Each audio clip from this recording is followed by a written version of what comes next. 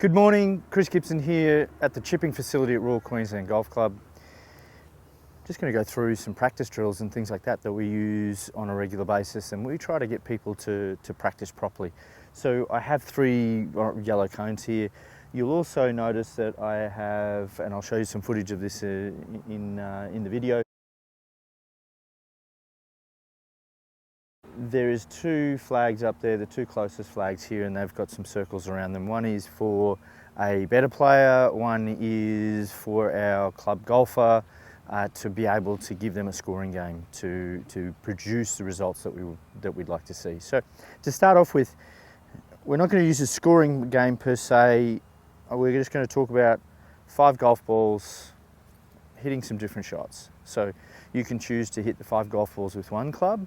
You could choose to then grab the 5 balls and come back and hit it with another club and average it out and see which is closest. So if we don't have a reference point up there, it's going to be then difficult to try and say, okay, well, these 5 golf balls with this golf club didn't quite do what I wanted it to do. So I have a lob wedge here. The only reason I'm going to use the more lofted route is because I'm trying to take out different surfaces. Right now we have 3 surfaces to try and judge. If I was to roll it, now if I don't feel that comfortable with rolling it, for me personally, my skill set allows me to be able to loft it on the green, control the spin, control the flight, and also be able to predict what the green's going to do. So I have a lob wedge, I might use a 9-iron or 7-iron. I'm going to hit a shot here for you.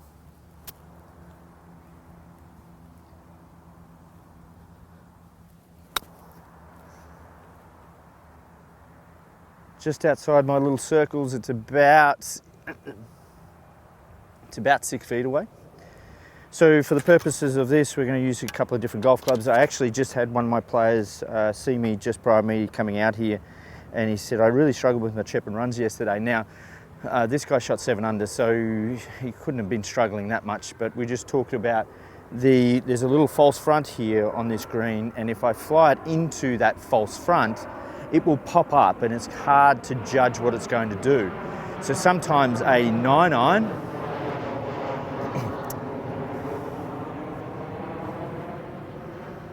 so it's hard to judge what it's going to do when it hits that upslope. So sometimes a 9-iron, a pitching wedge, may not be landing it into that upslope, may not be the shot. The lob wedge went a little bit closer. Sometimes the shot possibly could be the 7-iron or even lower, to allow it to land before that upslope, and we judge the roll itself. So feet's quite close together. I'm down the shaft here. I'm going to use very little wrist angle, rotation from my rib cage, and allow that to roll up.